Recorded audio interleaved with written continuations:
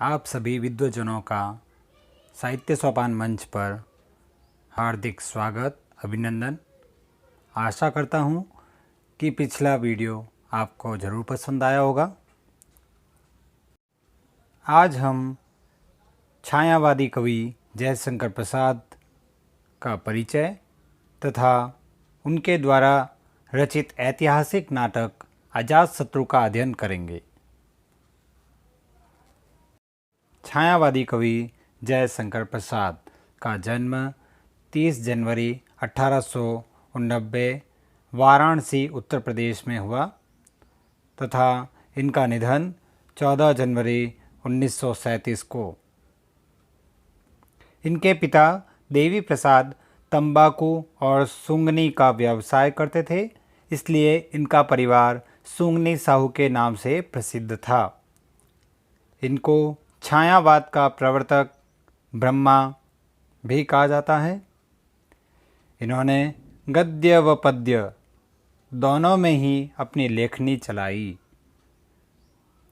ये ब्रज भाषा में कलाधर उपनाम से लिखते थे। कुछ लेखक इन्हें झारखंडी कवि कहकर संबोधित करते हैं। इनका साहित्य प्रमुख काव्य कृतियाँ हैं इनकी आंसू, झरना, लहर, कामायनी, प्रेम पथिक। इनके द्वारा रचित प्रमुख नाटक है सज्जन, कल्याणी, चंद्रगुप्त, स्कंदगुप्त, अजातशत्रु। इनके द्वारा रचित कहानी संग्रह है छाया, प्रतिध्वनि, आकाशदीप, आंधी, इंद्रजाल। निबंध संग्रह इनके द्वारा रचे गए हैं काव्य और कला, अन्य निबंध। उपन्यास 3 लिखे गए इनके द्वारा कंकाल, तितली, इरावती। इरावती प्रसाद द्वारा रचित अपूर्ण उपन्यास है। निधन हो चुका था इनका, इसलिए ये अधूरा रह गया। तो चलिए अजातशत्रु नाटक के बारे में अध्ययन करते हैं। सर्वप्रथम अजातशत्रु नाटक के प्रमुख पात्र। 3 राज्यों के पात्रों का उल्लेख है इसमें। सर्वप्रथम मगध राज्य के पात्र बिंबिसार मगध नरेश हैं ये।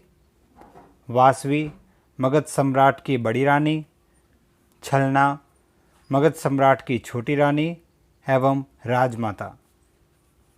अजातशत्रु या कुणिक ये मगध नरेश बिंबिसार के पुत्र और राजकुमार है। दूसरा राज्य है कौशांबी राज्य।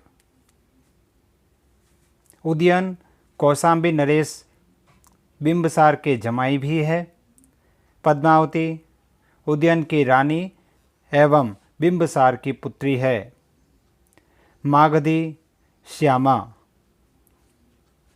उदयन की रानी है ये। वासवदता ये भी उदयन की रानी है और उज्जैनी की राजकुमारी भी है।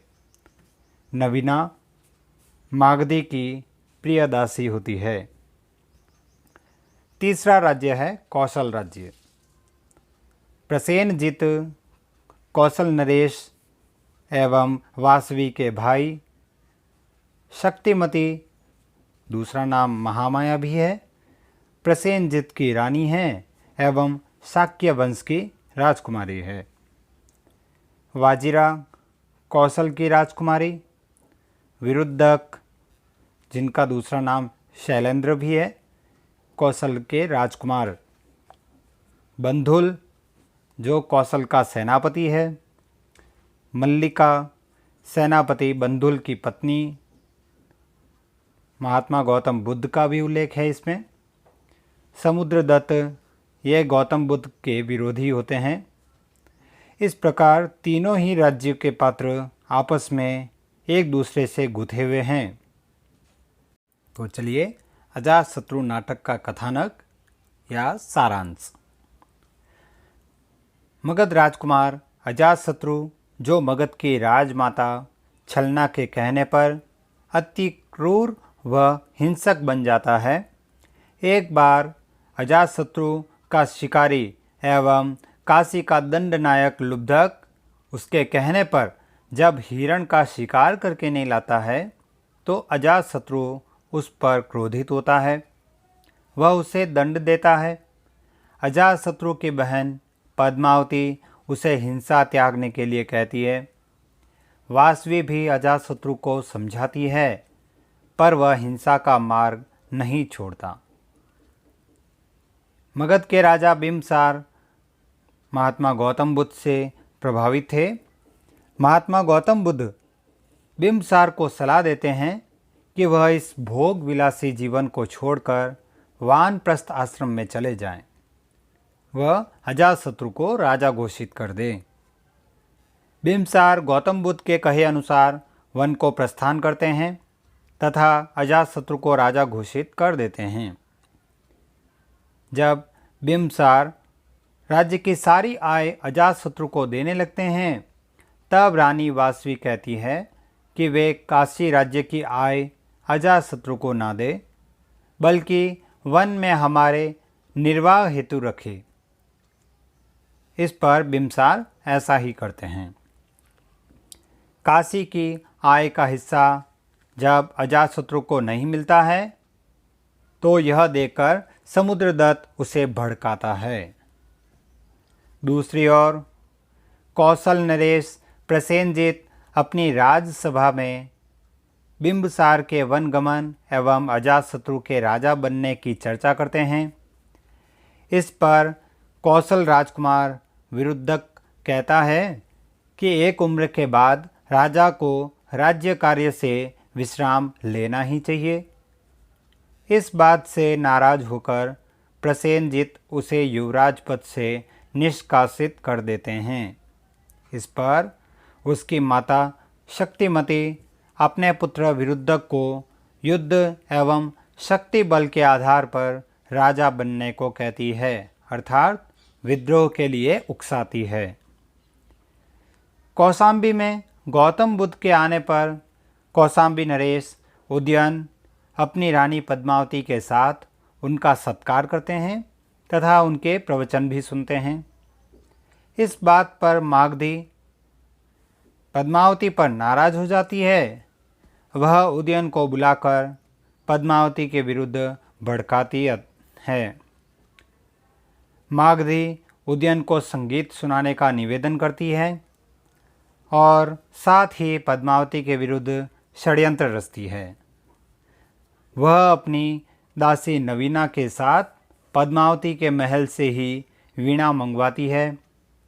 जब उदयन वीणा बजाने लगते हैं तब उस वीणा में से सांप के निकलने के कारण उदयन पद्मावती पर नाराज हो जाते हैं। यह सब नवीना के द्वारा ही किया गया होता है।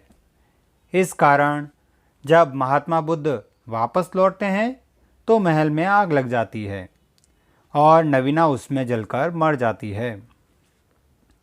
उसके बाद उदयन को पश्चाताप होता है। वह अपनी रानी वासवदत्ता के कहने पर पद्मावती से क्षमा मांगते हैं तथा उनके बीच सब कुछ ठीक हो जाता है। इधर विरुद्धक अजातशत्रु से अपने राजा बनने हेतु समझौता कर लेता है। मागधी विरुद्धक पर आकर्षित होती है तथा वह समुद्रदत्त को भी धोखे से मरवा देती है। विरुद्धक अपने पिता के विरुद्ध विद्रोह कर देता है और सेनापति बंधुल को मार देता है। अजातशत्रु कौशल के राजा प्रसेनजित पर आक्रमण करता है, लेकिन वह प्रसेनजित द्वारा बंदी बना दिया जाता है। बंदी गृह में जब अजातशत्रु एवं कौशल की राजकुमारी वाजिरा एक दूसरे के संपर्क में आते हैं तो वह विवाह के लिए निश्चय कर लेते हैं।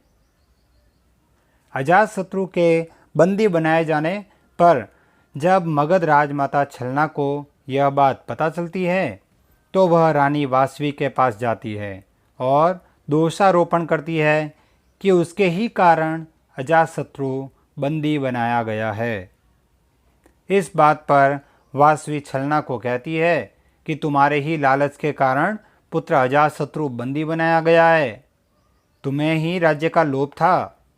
फिर वासवी छलना को यह आश्वासन भी देती है कि मैं अजातशत्रु को बंदी गृह से मुक्त करवा दूंगी। यह समझो कि अभी वह अपने ननियाल में ही है। वासवी प्रसेनजित को आग्रह करके अजातशत्रु को छुड़वा देती है तथा प्रसेनजित राजकुमारी वाजिरा तथा अजातशत्रु का विवाह करने के लिए तैयार हो जाते हैं। अजातशत्रु एवं छलना को भी अपनी भूल का एहसास हो जाता है और वह वासवी से माफ़ी मांगते हैं। वासवी उन्हें माफ़ कर देती है। अजातशत्रु अपने पिता के विरुद्ध जाने के कारण उनसे भी क्षमा मांगते हैं। दूसरी ओर विरुद्धक जब सेनापति बंधुल की पत्नी मल्लिका से मिलता है तो वह उस देवी से प्रभावित होता है।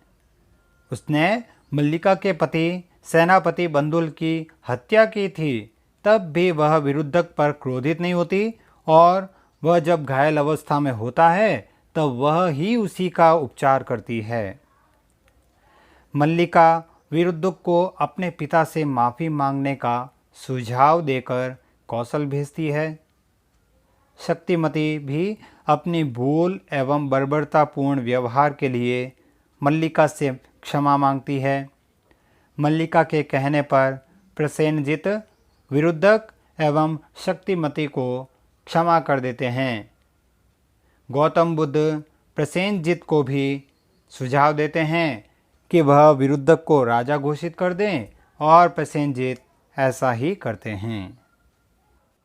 इस अजातशत्रु नाटक के प्रमुख पात्र अजातशत्रु की चारित्रिक विशेषताएं निम्न हैं: हिंसक स्वभाव, निरंकुश शासक, स्वाभिमानी, साहसी व पराक्रमी, भावुक प्रेमी व ग्लानि से युक्त। धन्यवाद। अजातशत्रु नाटक के इस वीडियो में बस इतना ही। यदि आपको वीडियो अच्छा लगे तो इसे लाइक, कमेंट और शेयर ज़रूर करें। साथ ही और भी वीडियो की जानकारी प्राप्त करने के लिए चैनल को सब्सक्राइब ज़रूर करें। धन्यवाद।